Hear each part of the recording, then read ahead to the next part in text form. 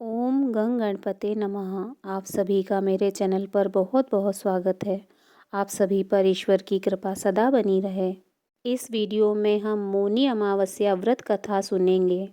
माघ महीने की अमावस्या को ही मौनी अमावस्या के नाम से जाना जाता है।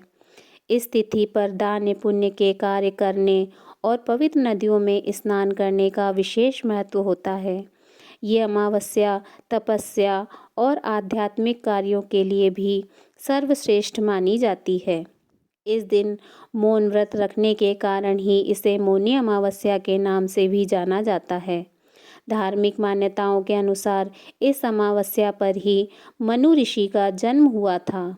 साल 2024 में मौनी अमावस्या 9 फरवरी दिन शुक्रवार को है। पौराणिक कथा के अनुसार मौनी अमावस्या के दिन मौन रहकर भगवान शिव जी और श्री हरि विष्णु की पूजा करने से मनुष्य को पुण्य की प्राप्ति होती है।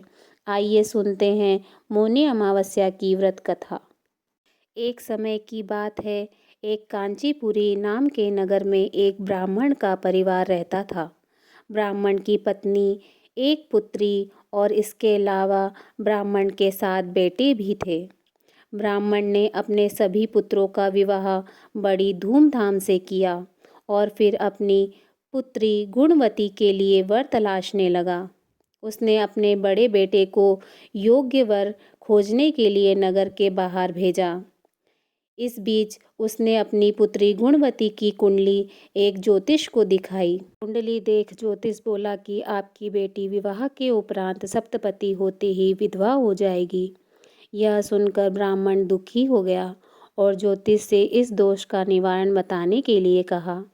तब ज्योतिष ने कहा कि अगर सिंघल द्वीप में रहने वाली सोमा नाम की धोबिन शादी के समय अपना पुण्य आपकी पुत्री को दान कर दे और वर वधू को आशीर्वाद दे तो आपकी पुत्री आजीवन सुहागन रहेगी।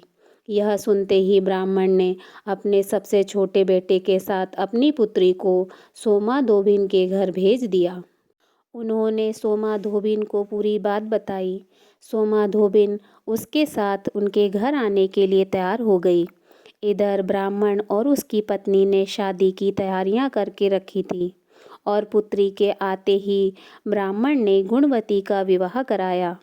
परंतु सप्तपति होते ही ब्राह्मण की पुत्री गुणवती विधवा हो गई।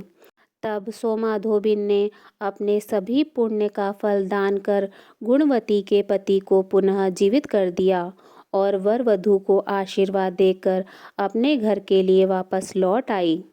जब सोमा धोबिन अपने घर पहुंची तो उसने देखा कि उसके पति, पुत्र और दामाद तीनों की मृत्यु हो गई है। जिसके बाद धोबिन ने नदी किनारे एक पीपल के वृक्ष के नीचे बैठकर भगवान विष्णु की पूजा करने लगी और पीपल के पेड़ की 108 बार परिक्रमा की।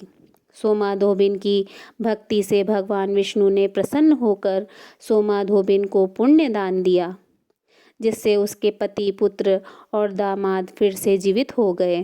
कहते हैं तभी से मान्यता है कि यदि माघ अमावस्या के दिन मौन रहकर भगवान शिव जी और श्री हरि विष्णु जी की पूजा करते हैं तो मनुष्य को पुण्य की प्राप्ति होती है।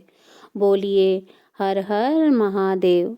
बोलिए श्री हरि विष्णु भगवान की जय।